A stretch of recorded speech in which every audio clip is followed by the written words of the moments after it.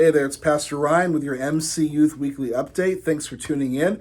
This is a chance for us to connect and see what God's been doing in the midst of our ministry and also see what we've got planned for this week.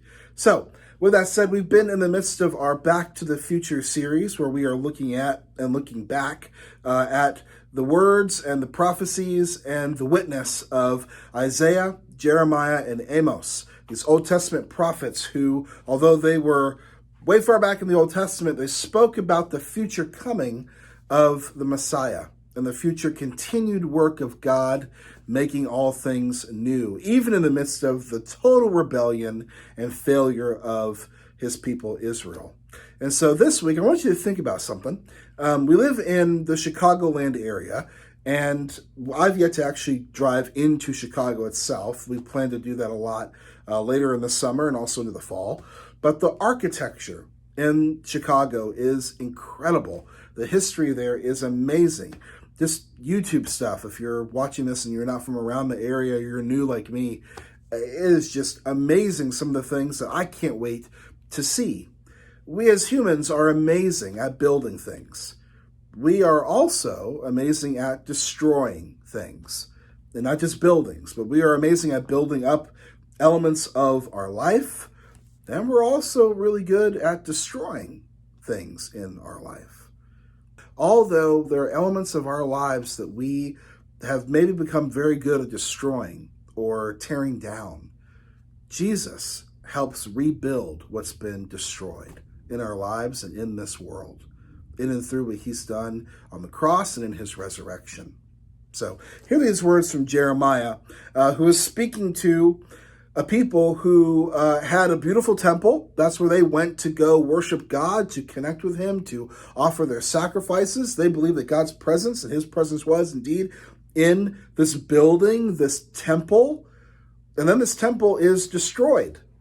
And Israel's rebellious nature, their idolatry, leads to this temple being destroyed and God's people being sent out into exile, away from their home and in captivity. And these words are what they heard from the prophet Jeremiah from chapter 31. I have loved you with an everlasting love. I have drawn you with unfailing kindness. I will build you up again, and you, virgin Israel, will be rebuilt. And again you will plant vineyards on the hills of Samaria. The farmers will plant them and enjoy their fruit. There will be a day when the watchmen cry out on the hills of Ephraim, come, let us go up to Zion, to the Lord our God. And this was this promise of God gathering his people back again, even in the midst of exile. And Jesus, in John 2, walks into the new temple that had been built after this original one destroyed, goes into this new temple, and there's a marketplace going on. And Jesus goes in, gets a whip, and just goes to town. Starts flipping tables, going crazy, just letting them have it. Because they have turned God's house into a den of robbers. Into a place where they're even blocking others from being able to truly experience what the temple was really about. And then he goes on to say, though, that the temple was going to be destroyed. And in AD 70, it was. That was a prophecy he made. He foretold the future. This temple is going to be destroyed, and it later was. But he said, I'll rebuild it in 3 days. Now, what they didn't realize is Jesus was actually talking about himself, because he indeed was the new temple. He was the place to connect with God, the place where sacrifices are made, and not that we come to Jesus and make all of our sacrifices, but that Jesus himself was the ultimate sacrifice. That ultimate place to be one with God, to make atonement, right? That at-one-ment with God.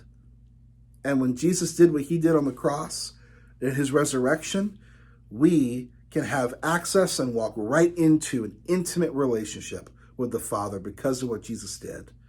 And so we don't have to go to some temple or building or whatever. We can go right to Jesus himself.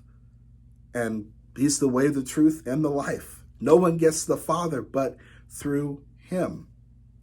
And so there may be elements of your life where you feel like you've destroyed things. Like there's no hope of coming back. Maybe it's a relationship or Maybe there's things you've done to yourself or done to somebody else where you feel like there's no hope. Maybe you feel like there's things that you think on a regular basis about yourself and things that you've done, mistakes you've made where there's just no hope of coming back. There's no light coming in this darkness. The scriptures bear witness to this truth. There is hope. Jesus can rebuild anything that's been destroyed. It's beautiful. In fact, in 2 Corinthians, Jesus says that, or Paul says this. This is 2 Corinthians chapter 5, verse 17. Therefore, if anyone is in Christ, the new creation has come. The old has gone.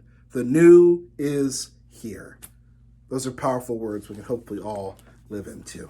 So, with that said, tomorrow night we have another summer activity planned here at the church, 6:30 to 8 o'clock. We're going to be having a prayer tour. There's going to be various prayer stations and areas around the MC Youth building area upstairs here for you to be able to interact and pray for your city, your family, issues you have going on in your own life. It's going to be an incredible experience for us tomorrow evening. We are going to have pizza and drinks and chips and just hanging out, having a good time for the first hour or so. And then we're going to dive into a deeper time of prayer.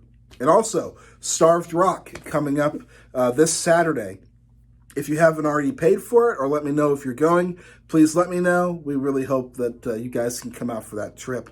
That's going to be a great experience. I can't wait to hike 3 miles with you up this beautiful scenery with a guided tour and everything and lunch. It's just going to be a great time. So, hey, praying blessings on you and your family this week. And indeed, don't forget, God can rebuild in Jesus Christ anything that's been destroyed. Blessings to you.